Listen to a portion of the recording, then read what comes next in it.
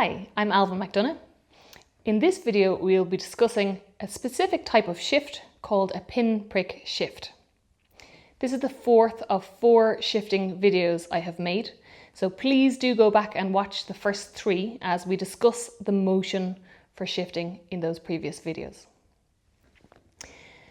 We have discussed already the idea of coming up and down and up and down. So I also want to show you the movement that I do as I do those types of shifts, just before we get on to our pin-prick shift.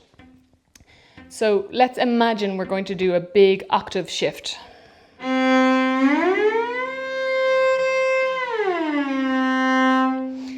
I love circles of every kind that you can find on the cello. So I'm particularly fond of bow circles and shifting circles. So have a look here. For a big shift, I actually go back with my elbow, back, up, and over. So you can see I'm doing a whole side of a circle before I move. So it gives me that motion whoosh, to get up, and it helps me move faster with less effort. It also helps me get up out of the string to travel without having any effort, really. The same thing applies for the way back down. And often this is where people struggle in their shifting. They don't know how to get out of the string in the same way that they do on the way up in pitch. So let's have a look at the way up. Back up and over, okay? Felt very, very comfortable. Now I'd like to do the opposite shift like this. So I'm going forward, up and back from here. So backwards. So you see my wrist just went up and back.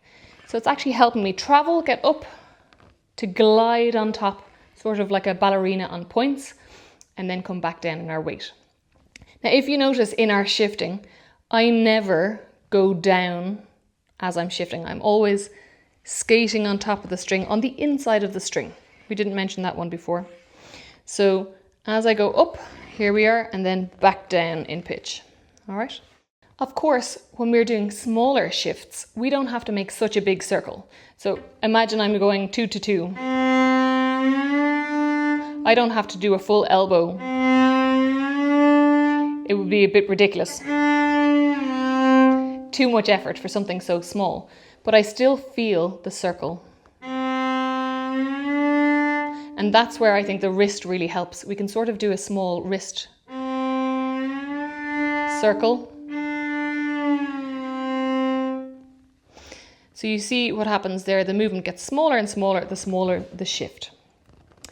Then if we want to use a pin-prick shift, this is a very interesting shift that you can use when you've got very, very fast playing, and perhaps where your hand has to jump somewhere, where you don't have time to do something like a big movement to get you somewhere.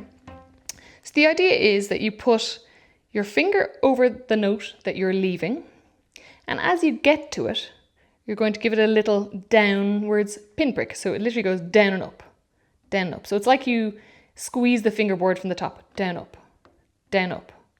If you try that, you'll find that as you press down, immediately it jumps you back out of the string again. So look at this. So this is a perfect type of shift to use where you have those fast spiccato passages. So something like the Elgar second movement or the Van Goens scherzo. Let's say, for example,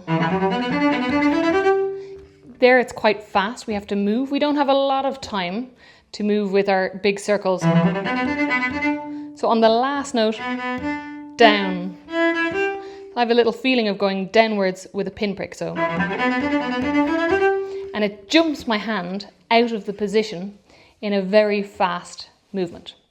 We don't use these very often, but for very fast left hand playing or bow playing, this is perfect. And it's the type of shift that we'll use to be clean and clear as we're playing. Thank you for watching this video.